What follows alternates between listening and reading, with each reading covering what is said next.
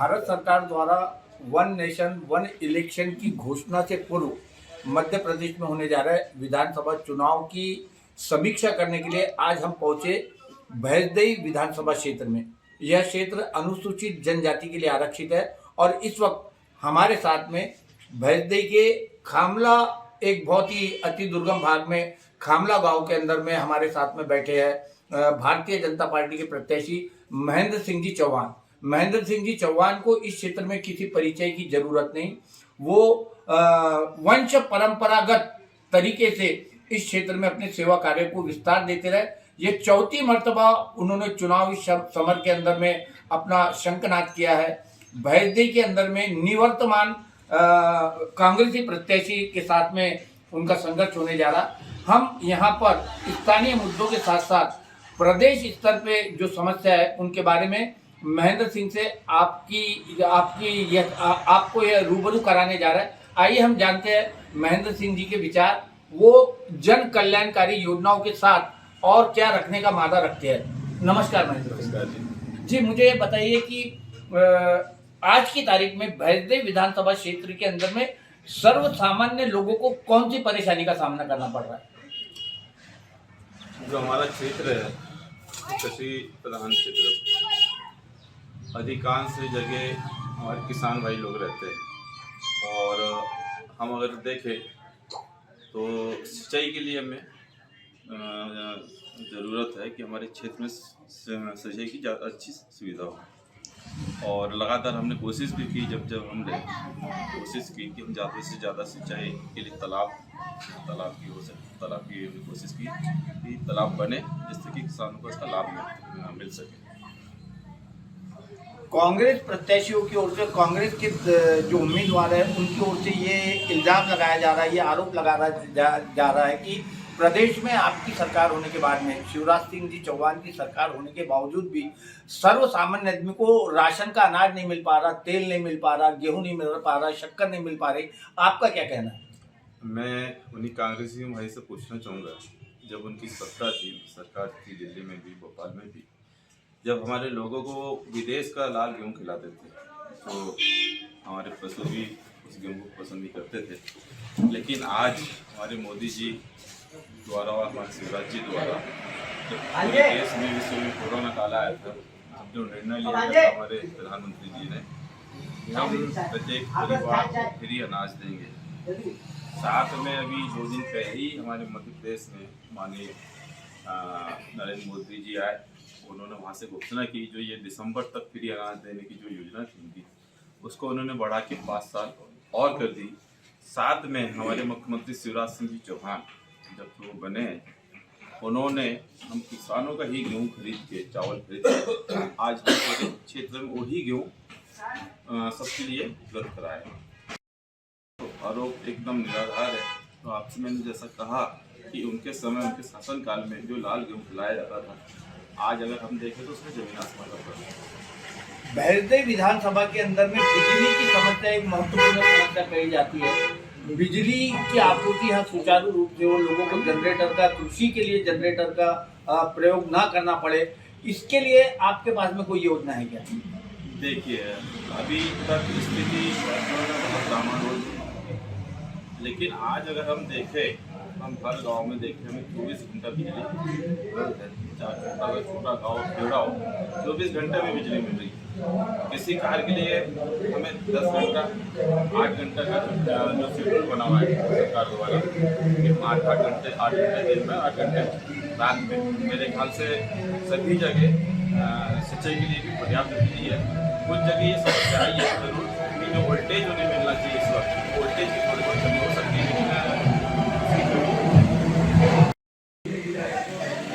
जनजाति वर्ग से जो छात्र छात्राएं ताल्लुकात रखते हैं, उनकी उच्च शिक्षा के लिए उन्हें स्कॉलरशिप मिले, उन्हें छात्रावास की सुविधा मिले, जिसके बारे में कहा जाता है कि भैंसदेई के अंदर में और भैंसदेई से लगे हुए जो आवासीय क्षेत्र है वहाँ पर छात्र छात्राओं को पढ़ने में काफ़ी दिक्कतों का सामना करना पड़ता, उन्हें बैतूल तक जाना पड़ता या फिर इधर परतवाड़ा, अमरावती तक अपने एडमिशन के लिए जाना पड़ता। आपके दिमाग में ऐसी कोई योजना है क्या महेंद्र जी, कि जिससे बच्चों को उनके मूल गांव में, उनके मूल क्षेत्र में उच्च शिक्षा की सुविधाएं प्राप्त हो? देखिए, उच्च शिक्षा की बात है तो आप उच्च शिक्षा की अगर हम बात करें तो हमारे बेहतरीन कॉलेज है उच्च शिक्षा के लिए, हमारे भीमपुर में कॉलेज है उस उच्च शिक्षा के लिए, और हमारे आठनेरवी कॉलेज है। कॉलेज एक पर्टिकुलर क्षेत्र में खोला जाता है और उन क्षेत्रों में जहाँ पे हमारे सभी विद्यार्थियों को उसका लाभ मिले। रही बात हम जनजाति क्षेत्र की, तो जनजाति क्षेत्र में अगर आज से हम 20 साल पहले की स्थिति देखें और आज की स्थिति देखें शिक्षा के मामले में, तो शायद हाई स्कूल की बात करें या हाई सेकेंडरी की हम बात करें, काफ़ी जगह ज़्यादा अधिक से अधिक जगह हमारे माननीय मुख्यमंत्री जी ने घोषणा करके, हम लोगों ने घोषणा करवा के हाई स्कूल को हाई सेकेंडरी स्कूल खुलवाने की कोशिश की। कांग्रेस के हाईकमांड आरोप लगाते हैं कि वर्तमान मुख्यमंत्री शिवराज सिंह जी चौहान इन्होंने लाडली बहन योजना के नाम पे एक लॉलीपॉप थमा दिया ताकि वो चुनाव जीत सके। आपका क्या कहना है इसकी सफलता या असफलता पे, आपका क्या कहना है इस योजना की? अगर वो लॉलीपॉप की बात करते हैं तो लॉलीपॉप तो 2018 में उन्होंने दिया था कि हम युवाओं को 4,000 रुपये बेरोजगारी भत्ता देंगे, किसानों का 2 लाख रुपये कर्ज माफ़ करेंगे, और तो और जब ये योजना चालू हुई उस वक्त भी उन्होंने लॉलीपॉप देने का काम किया। एक फार्म भरवा, जैसे 18 में किसानों से फार्म भराया कि हरा नीला फार्म आप भरिए, हम किसानों का कर्ज माफ़ करेंगे। अभी जैसे मुख्यमंत्री जी ने इसकी घोषणा की, इन्होंने फिर एक फार्म भरवाना चालू किया कि हमारी सरकार आएगी तो हम 1,500 रुपये देंगे। वहीं पे एक और उनके जो पूर्व मंत्री है वो कहते हैं कि ये जो हमारी बहनों के 1,000 रुपये मिल रहा है वो लालची है, अगर हमारी सरकार आएगी तो हम बंद कराने की वो बात करते हैं। तो मेरे ख्याल से जो योजना हमारे मुख्यमंत्री जी ने लेके आए और जो हम क्षेत्र में लगातार भ्रमण पे है, हर गांव में बड़ी संख्या में जो हमारी बहना है, जब हम उनसे बात करते हैं कि ये इस योजना को चलना चाहिए, बंद होना चाहिए, लगातार जो मुख्यमंत्री जी ने कहा कि हम 3,000 रुपये तक ले जाएंगे, तो हर बहने का सिर्फ एक ही है कि हम उनके साथ खड़े हैं, जो हमें 12,500 से चालू करके 3,000 रुपये तक के देने की बात कर रहे हैं। हम ऐसे मुख्यमंत्री जी के साथ जाने चाहेंगे। और मेरे ख्याल से लगातार जो कांग्रेस अपमान की बात या लॉलीपॉप की बात करते हैं, मेरे ख्याल से ये चुनाव उनका अंतिम चुनाव हो सकता है, तो हमारी बहनों का, हमारे क्षेत्र के लोगों का, तो वो अपमान इस प्रकार से करते हैं। जी, मुझे विधानसभा क्षेत्र का भ्रमण कर रहे हैं, 17 नवंबर को चुनाव होना है। आपके अनुसार प्रमुख मुकाबला कितने उम्मीदवारों के बीच में हो सकता है?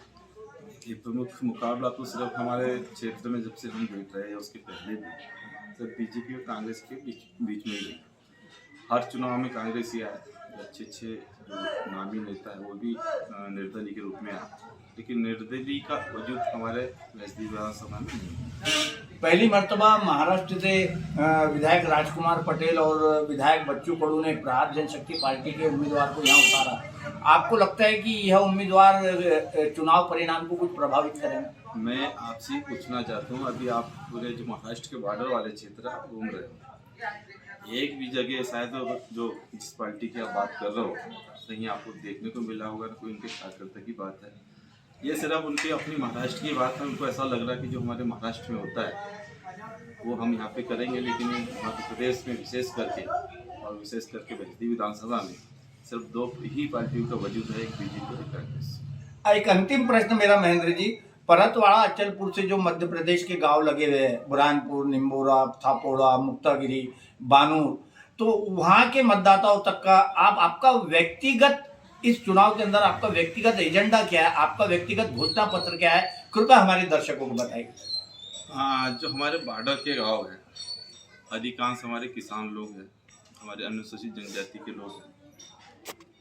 किसानी होने के साथ साथ उनके पास जो आय के साधन है, एक सिर्फ जमीन के माध्यम से ही होता है, दूसरा आय का जो साधन है उनका जो वन उपज है उनके माध्यम से होता है।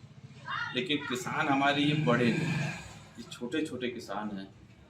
छोटे किसान होने के कारण जो 3-4 परिवार का एक घर है, एक किसान है, तो एक व्यक्ति सोचता है कि मैं अपने किसानी संभाल लूँ, बाकी लोग घर में बैठ तो सकते नहीं, इसलिए वो अधिकांश महाराष्ट्र चले जाते हैं काम वाम करने के लिए।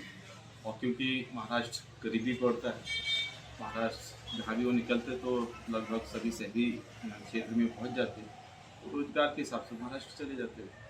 और आने वाले समय में हम जैसे टुकरू जो हमारा है, हमने मुख्यमंत्री जी के सामने बात रखी कि जो हमारा टुकरू वाला क्षेत्र है इसको पर्यटन के रूप में बढ़ावा मिले, जिससे कि हमारे प्रदेश में, महाराष्ट्र प्रदेश में इसकी पहचान बने और हमारे क्षेत्र के लोगों को इससे रोजगार प्राप्त हो। लाडली बहना योजना के प्रभाव को चलते हुए कांग्रेस खेमे में हड़कंप मचा हुआ है। वहीं स्थानीय लोगों को पर्यटन के नाम पर रोजगार मिले, स्थानीय लोगों को स्थानांतरण करके महाराष्ट्र व अन्य प्रदेशों में जाने की नौबत ना आए, इसके लिए रोजगार को बढ़ावा देने के मुद्दे पर भारतीय जनता पार्टी के प्रत्याशी महेंद्र सिंह चौहान खम ठोक कर भैद्य विधान क्षेत्र में खड़े हैं, अपना प्रचार कर रहे हैं। किसी शायर ने कहा है कि सपने उन्हीं के सच होते हैं जिनके सपनों में जान होती है, पंख से कुछ नहीं होता, हौसलों से उड़ान होती है। दो सियासत की नूरा कुश्ती में कांग्रेस और भारतीय जनता पार्टी के बीच में जीत किसकी होगी इसका पता तो हमें मतगणना के बाद चलेगा, लेकिन मुख्य मुकाबला भारतीय जनता पार्टी और कांग्रेस के बीच होना तय है।